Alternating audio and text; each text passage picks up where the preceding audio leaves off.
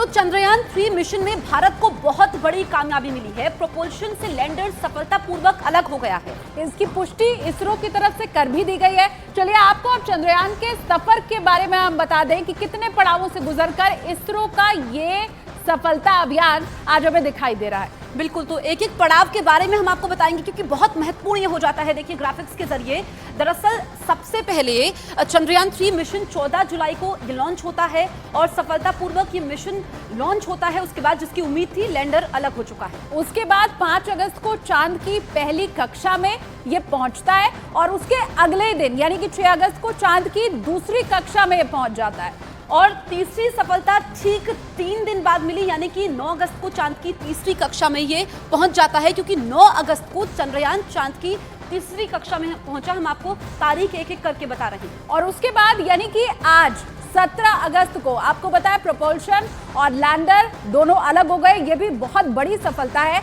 अब लैंडर 23 अगस्त को चांद के दक्षिणी ध्रुव पर लैंड करेगा। बिल्कुल, और लैंडिंग तो होगी, साथ ही एक महत्वपूर्ण जानकारी आपको दे दें कि रोवर चांद की सतह पर उतर जाएगा और ये इसी के साथ भारत इतिहास भी रचेगा। बिल्कुल, और देखिए चंद्रयान 3 प्रोपल्शन मॉड्यूल और लैंडर से अलग हो चुका है। इसे लेकर केंद्रीय मंत्री जितेंद्र सिंह ने न्यूज 18 से बात की है और उन्होंने इस बड़े मौके पर क्या कुछ कहा, ये हम आपको सुनवाते हैं।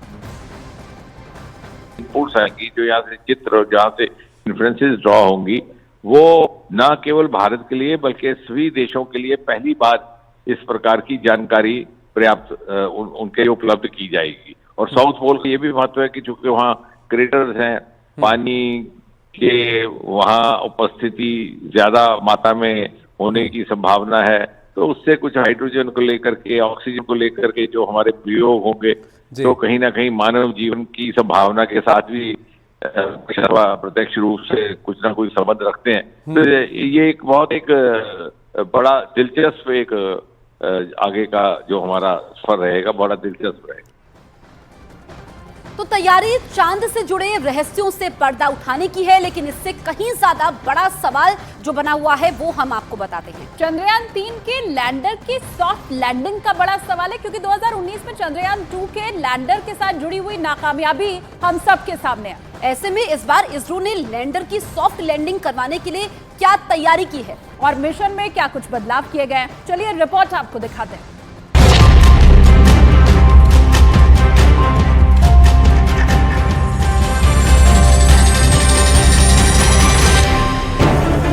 धरती पर रात के अंधेरे में रोशनी बिखेरने वाला चंद्रमा हमेशा से आकर्षण का केंद्र रहा है, लेकिन आकर्षण जितना ज्यादा है, चंद्रमा तक पहुंचने की राह उससे भी कहीं ज्यादा चुनौतीपूर्ण। Vikram lander descent was as planned and normal performance was observed up to an altitude of 2.1 kilometer. Subsequently, the communications from the lander to ground station was lost. The data is being analyzed. Mission Chandrayaan 2 भले ही अधूरा रहा, लेकिन इस बार इसरो की तैयारी पूरी है। Mission Chandrayaan 2 की तुलना में कहीं ज्यादा मजबूत है। कई मायनों में चंद्रयान 3 जुलाई 2019 में लॉन्च किए गए चंद्रयान 2 से अलग है। चंद्रयान 3 के साथ मिशन चंद्रयान 2 की तरह ऑर्बिटर को नहीं भेजा जाएगा, क्योंकि चंद्रयान 2 का ऑर्बिटर अभी भी चांद की कक्षा में चक्कर लगा रहा है। इस बार ऑर्बिटर की जगह पर प्रोपल्शन मॉड्यूल लगाया गया है, जो चंद्रयान 3 को लैंडर की सॉफ्ट लैंडिंग के दौरान नेविगेशन में मदद करेगा। ऑर्बिटर के बदले हमने प्रोपल्शन मॉड्यूल ही रखा है। दूसरा क्या था कि अभी हमें 2-3 चीज़ें पता थी कि एक डिस्पर्सन ज़्यादा था, तो डिस्पर्सन को कितना कंट्रोल ज़्यादा कर सकते हैं या डिस्पर्सन को कितना अच्छा समझ सकते हैं। इससे ज़्यादा तो हमने क्या किया कि हमारा जो कंप्यूटर प्रोग्राम था उसकी रेंज थी उसको बढ़ा दी, कि अभी अगर डिस्पर्सन ज़्यादा भी हो गया तो भी हम कंट्रोल है हमारा, चला नहीं जाएगा। चंद्रयान 3 मिशन में मॉड्यूल के 3 हिस्से हैं। प्रोपल्शन मॉड्यूल, जो स्पेसशिप को उड़ाने वाला हिस्सा होता है। लैंडर मॉड्यूल, जो स्पेसशिप को चंद्रमा में उतारने वाला हिस्सा है। रोवर, ये चंद्रमा का डेटा जुटाने वाला हिस्सा होता है। यही नहीं, चंद्रयान 3 को चंद्रयान 2 के मुकाबले कई स्तर पर अपग्रेड किया गया है ताकि सफलता को सुनिश्चित किया जा सके। पिछली बार की तुलना में लैंडर को मजबूत बनाया गया है। चंद्रयान 3 में बड़े और शक्तिशाली सौर पैनल का इस्तेमाल किया गया है। गति निर्धारित करने के लिए अतिरिक्त सेंसर लगाए गए हैं। चंद्रयान 2 की सॉफ्टवेयर समस्या को ठीक किया गया है। लैंडर है वो थोड़ा हैवी है, मैं आपको कहता हूँ क्यों हैवी है, हैवियर है, तो वो एक इंजन से शायद काम भी नहीं चलता था, तो उस सेंटर वाले इंजन को निकाल दिया। चंद्रयान 3 के लैंडर की सॉफ्ट लैंडिंग के लिए इसरो की तैयारी फुल प्रूफ है। गलती की किसी भी गुंजाइश को खत्म किया गया है। अब आपका सवाल होगा, चंद्रयान 3 अपने साथ कौन से उपकरण लेकर जाएगा? प्रोपेल्शन मॉड्यूल, जिसका वजन 2148 किलोग्राम है।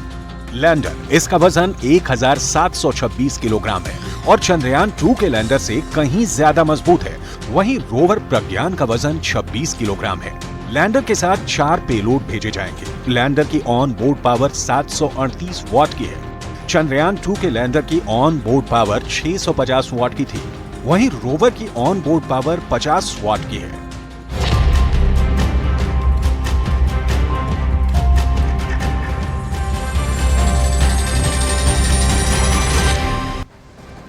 अब देखिए, अंतरिक्ष में दबदबा बनाने के लिए पूरी दुनिया में होड़ मची है। अमेरिका, चीन, यूरोपीय यूनियन के देश पहले ही अंतरिक्ष में धाक जमा चुके हैं और अब बारी है हिंदुस्तान की। चंद्रयान 3 की सफलता भारत के लिए अंतरिक्ष के बाजार में और भी ताकतवर बनाएगी।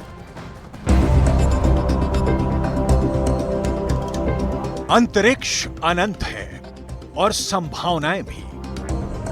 अंतरिक्ष का विस्तार कितना और कहां तक है, इंसान की किसी भी किताब में दर्ज नहीं है। लेकिन अगर अंतरिक्ष के विस्तार की खोज करनी है, नई संभावनाओं को तलाशना है, तो अंतरिक्ष की गहराइयों में छिपी संभावनाओं की तलाश में सबसे पहला पड़ाव है चांद।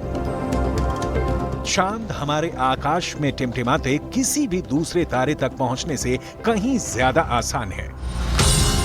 भारत से पहले अमेरिका, रूस और चीन जैसे देश चंद्रमा तक पहुंच चुके हैं।